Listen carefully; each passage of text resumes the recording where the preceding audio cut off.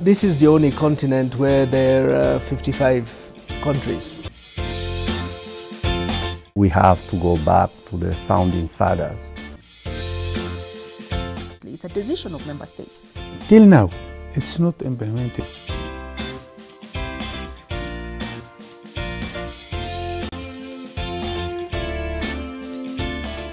African integration was a dream of many of the continent's leaders since the creation of the Organization of African Unity, OAU, in 1963. When we talk about integration in Africa, we have to go back to the founding fathers of the Organization of the African Unity, which took place here in Addis Ababa, in Africa all. In that meeting in 1963, there were already some germs of the Africa integration in every area, political, economic, social integration. Part of the participants were thinking about having, at that time, directly the united Africa through what they call the United States of Africa. And part of the participants were thinking to come up with a gradual approach where we have independent states, and some of them were still not independent at that time. So to help those who were not still independent, when everybody is independent, then we start looking into economic, social and political integration. African countries since then embraced regional integration as an important component of their development strategies, primarily driven by the rationale of overcoming the constraint of small and fractioned economies. The reason why economic integration is important for Africa is that this is the only continent where there are 55 countries. It means that the continent is very fragmented. And many of the 55 countries have relatively small populations, which means that their markets are not really viable. Investors are not too keen to invest in a very small market. Then also several African countries are landlocked, including Ethiopia, of course. And it means that there's need for cooperation with neighbors for access to the sea and for transit facilities. So in a nutshell, these are some of the key reasons why it's important for Africa to integrate. There's a strong, powerful economic rationale behind this move towards economic integration.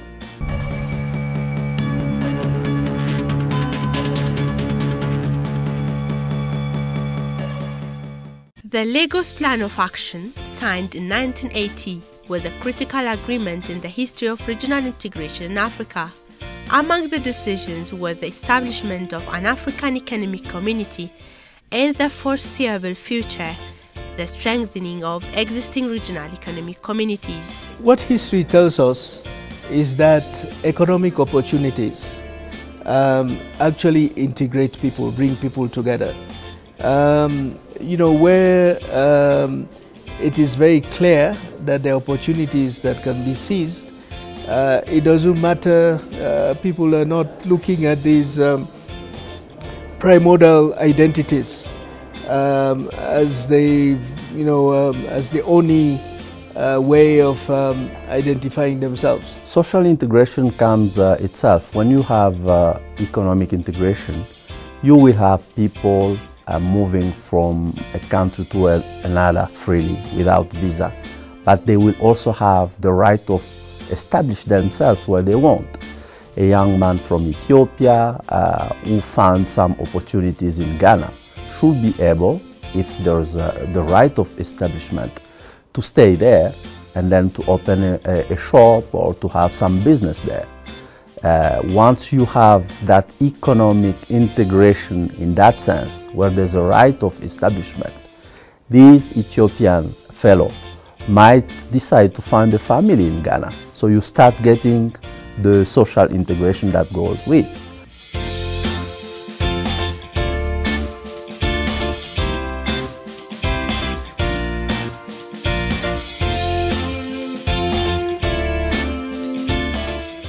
following an aborted early phase of integration in 1980.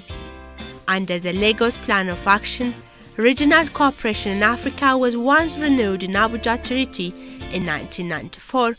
The Abuja Treaty clearly puts that progress would be achieved by integration with the regional economic communities, RECs, that would be realized through closer economic and political ties, leading to a united economy. This becomes a little bit tricky because you need to decide together, the 54 member states have to look into giving up a little bit of their sovereignty to make sure that we have a unique central bank. So all those who were governor of central bank in the 54 member states have to agree to that. To make sure that we have one parliament, those who were parliamentarians in different countries have to agree so that we have only one parliament. So this becomes a political issue that has to be decided at the level of the African Union.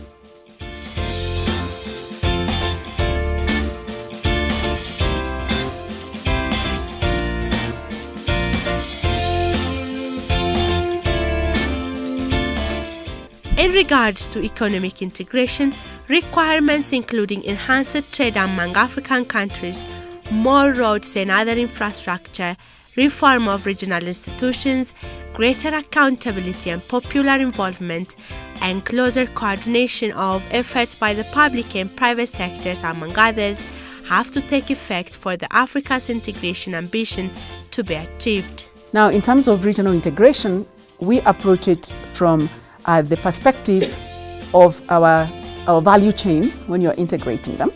So we have common resources across borders. For instance, land is one of them, water is another one. And when we are talking about integration, we need to look at how we can harmonize that integration.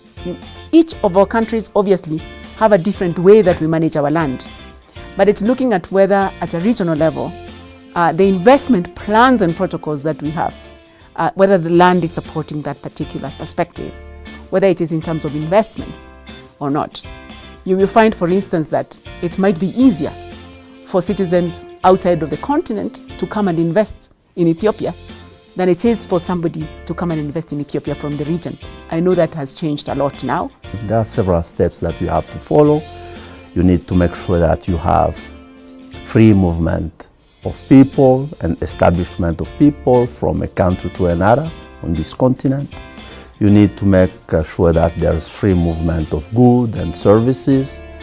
You also need to make sure that there's a free movement of capital among our countries. And once you have that, you go a step further, and then you have some economic criteria, convergence criteria that you put together to have economies that are more or less the same. And finally, you come up with a common currency. These are some of the issues that we have to deal with when we are talking about integrating the continent. Well, since it's driven by economic rationale, it means that we need to look at the key areas such as trade, investment, the movement of people, capital, movement of capital flows, payment systems. These are all the elements.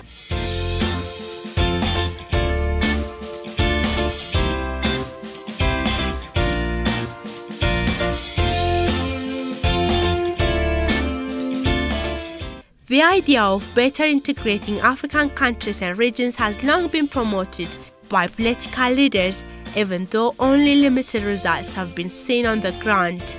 Actually, we have in Africa more and more obstacles and challenges to put our plans on the land. We have more corruption in Africa, we have more struggles, we have more civil wars. We should put everything. The commitment is there, obviously. It's a decision of member states. So the question is then how we realize that.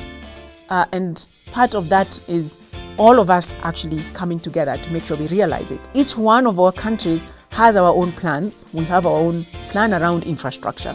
domestically, but we also have the PIDA that provides us an opportunity to link with other countries so that we have some mega programs, mega projects where we have these linkages for corridors so that we can be able to integrate the continent. But remember that we cannot integrate Ethiopia and Kenya before we integrate Ethiopia and say that we have succeeded.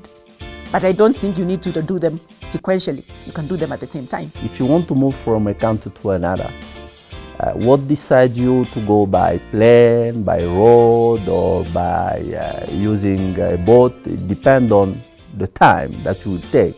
How easy is it to move from a country to another? And this is the issue of infrastructure. Now, the continent has started to witness a slow but certain progress in this regard through the RECs. In ECOWAS, you are going from a country to another just by showing an ID card. You don't need to have a passport. A Senegalese will leave Senegal and then take a flight and then go to Sierra Leone or to Nigeria or to Niger just by showing an ID card. And they are not required to have a passport to move around. So this is quite a tremendous movement toward integration in that region. Let's take the issue of infrastructure, for instance. We have a good example with Ethiopia that has the idea of a dam that is generating electricity, that is selling that electricity towards the region or partnering with the other members throughout the region. We also have, for instance, the issue of the railway that is going to Djibouti as well. Trade in the continent has traditionally been the engine of economic, social and political integration. The launch of the tripartite free trade agreement in June 2015, followed by the official start of negotiations with a view to establishing a continental free trade area CFTA by 2017, marks a key milestone in this progress. As you know, trade has been prioritized, and it's important to prioritize trade because if you grow the trade, many of the other things follow, including the infrastructure, including also payment systems, etc. If the trade is not growing, then all these other things, what's the need? Let me just give you one practical example right here from Ethiopia. You see how Ethiopian Airlines is expanding the network within Africa.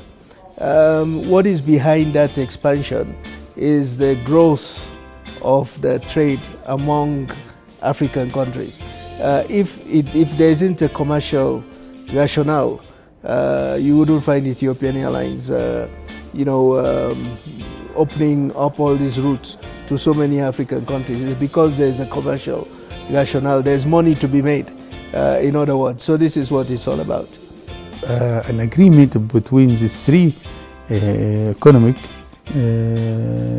COMESA and SADC and ECOWAS as a free trade between these three biggest economic. And till now it's not implementation. If it started to implement it, it will be a very great.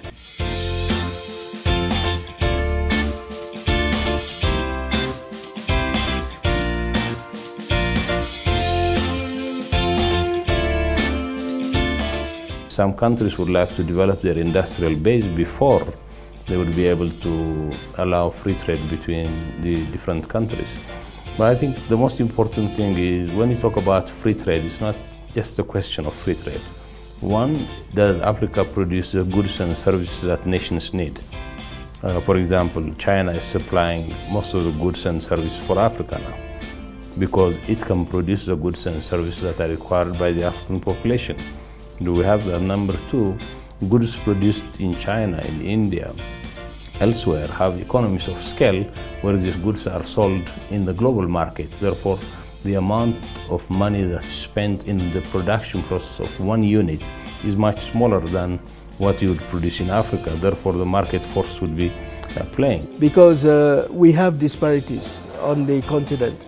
Not only do we have disparities on the continent, we also find that the biggest economies on the continent are not in the same REC. So they don't have the same trade agreement. So, for example, South Africa is in SADC, but Nigeria is in ECOWAS. Egypt is in COMESA. Ethiopia also in COMESA. So some of the biggest economies are not in the same rank. So now you really want to put all of them in under the same agreement so that they could exercise the dynamic impacts that big economies have.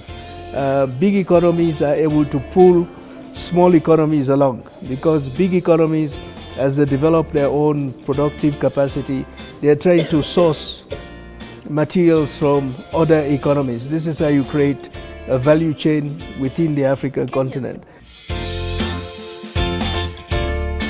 Some African countries have a particular concern that lowering or eliminating tariffs on trade with their regional partners will deprive them of an important source of government revenue. Governments, either officially or unofficially, have some certain other regulations. Like you are trying to move from,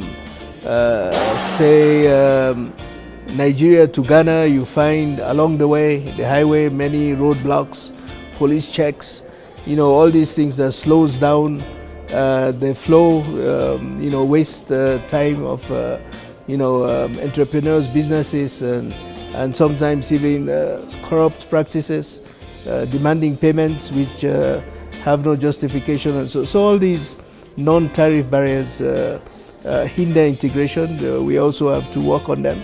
Analysts argue that a magnitude of external and domestic factors that impeded African integration in the past have somehow improved in recent years, giving grounds for optimism.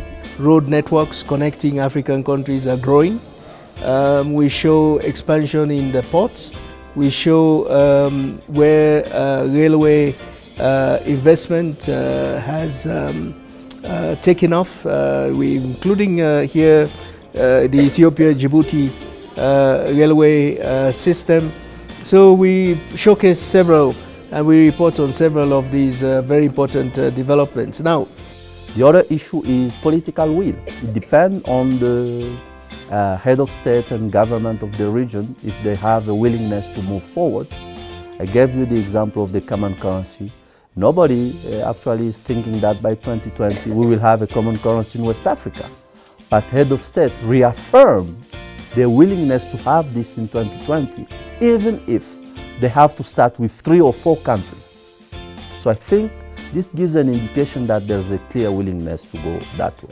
Experts argue that integration cannot be achieved by simply relying on political initiatives or focusing narrowly on economic dynamics, as had been the case with previous undertakings. Well, you see, the point is market forces operate literally outside the premises of governments and states. For example, our trade with India and China, our trade with Switzerland, with the United States is more than any other African country. If we take Ethiopia, these market forces have their own way of rules and regulations and their own equilibrium, which they would reach at a certain point in terms of how states would behave and how states would facilitate this kind of trade.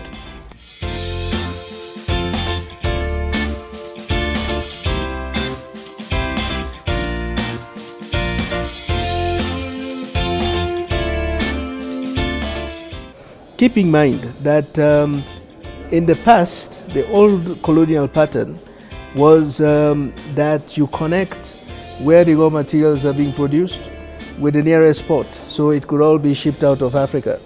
Now we are trying to change that model to look to see how we can connect with one another, the African countries, so that we can grow the trade also with one another. Regional integration offers significant potential, particularly if it goes beyond cooperation on trade. It also promotes economic transformation by expanding regional coordination to other areas, including investment, trade facilitation, and infrastructure. African nations have put in place plenty and impressive instruments to help accelerate the continent's move towards an integrated and united Africa, as encapsulated in the continent's 50-year development blueprint Agenda 2063. All the impressive programs, along with political will and determination from its leaders, are expected to bring about a meaningful and visible change in the face of the continent, which is home to 70% of young population, expecting to see Africa being a determiner of its own destiny.